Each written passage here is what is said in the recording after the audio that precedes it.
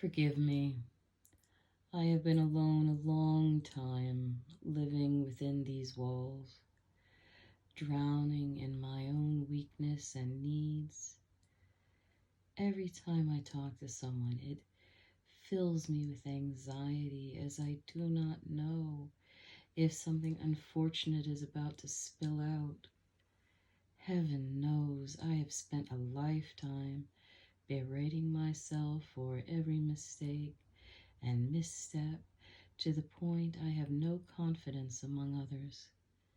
Every time someone says they like me, I feel like I must have fooled them or tricked them.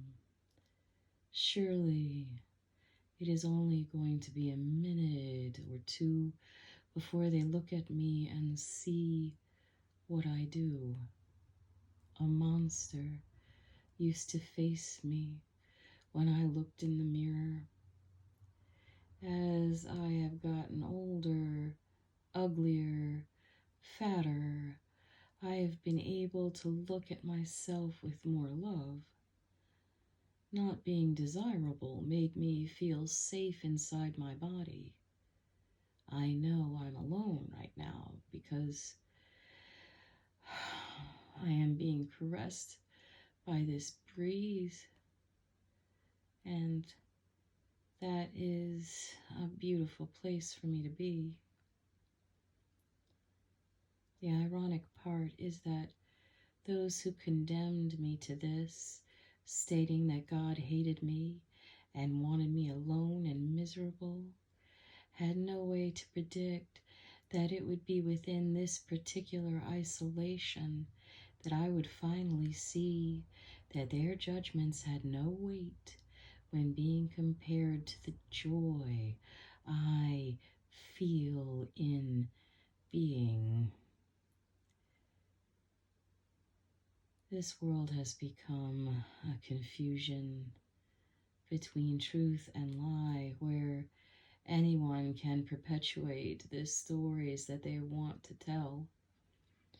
I have been devastated for what this has meant for our country, our government, the people that are suffering because of internment or prison or disability, dying from COVID-19 because they cannot isolate. Every day, as I have logged into social media with the only voices I hear being from my job, I am crushed down to my core by this isolation. I am so far beyond what my body can deal with. In order to do some things, others are just cast aside. I'm breaking down, so I come here to this bed, to this moment of dark silence, and I give thanks for the gifts I have been given. I forgive myself for what I have done wrong. My story, the one I have written down in book after book, journal after journal, will not,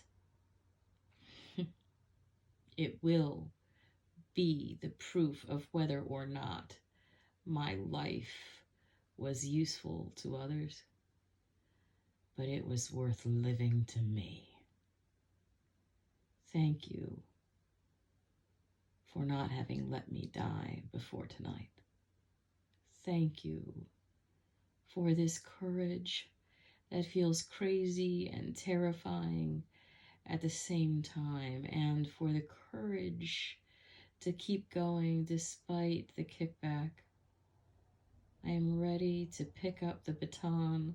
I finally have the faith in myself and my art to move forward. It no longer matters how others judge, because inside of these words, I am wrapped up in love.